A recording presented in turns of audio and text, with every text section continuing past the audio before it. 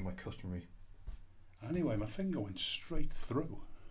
Completely busted. Wide open. All of it? All of it. Gone. And did the police take you in for questioning? No, they've taken Prince Philip in, apparently. What's his special chosen subject? Being a lizard. Oh, right, okay. Oh, hello. It's them. It's them. All three of them. All three of us. Yes, all together. Hello. Yes. Hello. Hello, people. Right, well... Nice to see you. Or you see us, anyway. Mm. Okay, so we've decided for our next couple of vlogs, I've decided, he's gone along with it, that we're going to have a look at the books that we've done and give you a bit of a review of them, what's going on with them. Only slightly biased review. So, our first book was Being Morose. And our second book was Being Morose. Yes, because we kicked it back and got the wonderful John Dolan to do us a new cover for us, and he's done the cover for book 2, and we'll do the cover for book 3, and very shortly is going to give us another animation. Yes. Of some completely new stuff. So we're just going to have a little quick look at the 6 stories that we have in book 1, Being Morose, and we start off with the Sins of the Feathers. We do. We do. And so let's give a little bit of background to that. What's the Sins of the Feathers all about, first of all? I have absolutely no idea. Well, you wrote it. Because I wrote it. Yes. But it started off as a television. It did. It started Script. off as a television, and then he broke it down. And from that, we took the panels off the sides of it and broke the glass piece off the front and the tubes and all that on the back. And somehow we ended up with a story out of it, didn't we? Yes. No. No. Okay. Right. So, yeah, it was a story that Howard came up with originally, all about a politician being killed and Morose endeavouring, see what I did there, to solve the crime, or who had actually killed him, and it could be argued that he failed that one. I don't think so. I think he worked it out at the back of a pub whilst he was beating 7 shades of shit out of the jukebox in the corner. Yes, that's true. That is true. Yeah, so that was our introduction to all of our characters, and yes, originally it was going to be a TV script. And Ian said, this is cack. We should try this as a written story. Purely and we because did. of the invention of Kindles and e-books and things like that, and it being easier to get things published that we way. thought we'd jump on the bandwagon for no good reason whatsoever. That bandwagon's still rolling. Yes. Yeah, so that was the first story that we wrote, and that started us off in a very nice way. We then had to, when we got that finished, we had to then find something else to write, and I think, yes, Moronic Mysteries was the next one, which was again following this idea of take some ideas from some Morse stories, Colin Dexter stories, either from the books or the TV series, and develop them and do our own thing with them and use our twisted characters in those stories. So Moronic Mysteries was based on Masonic Mysteries, I think was the name of the original story, wasn't it? Which was all about somebody that Morse had worked with, or had arrested, I think, previously, and he was trying to set Morse up, trying to make things look like he was up to all kinds of evil stuff. And in R1, similar sort of thing, he's being set up, but it's not by somebody he's previously arrested. It's a bit closer into his family than that. Yes. Okay. So that was story 2. Story 3, Cherubim and Turpentine. Originally titled Cherubim and Seraphim, this was the shortest story that we've ever done.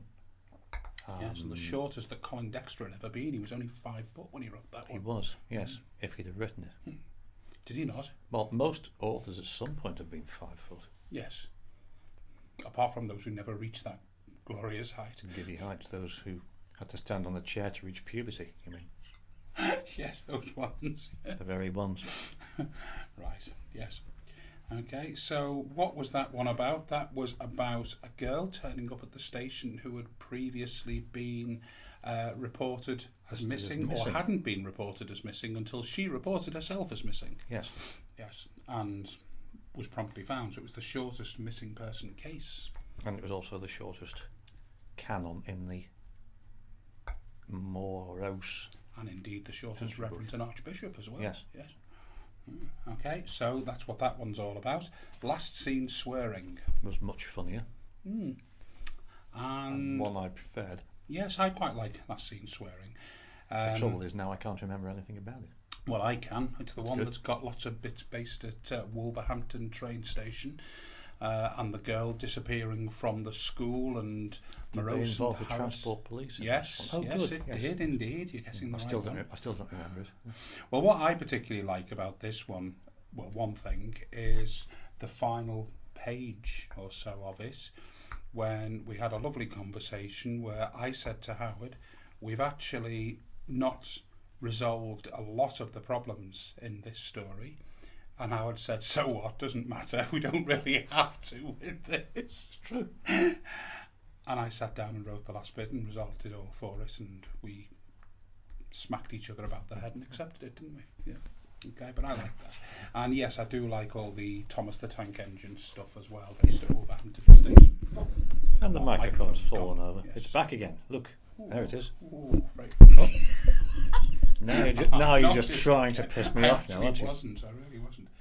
Now, Okay. now he's trying to be.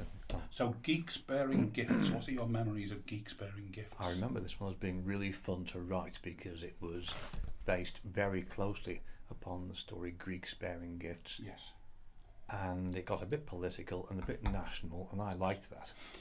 And it was also full of what could have been awful stereotypes. Yes. And was completely avoided the stereotyping issue. We did.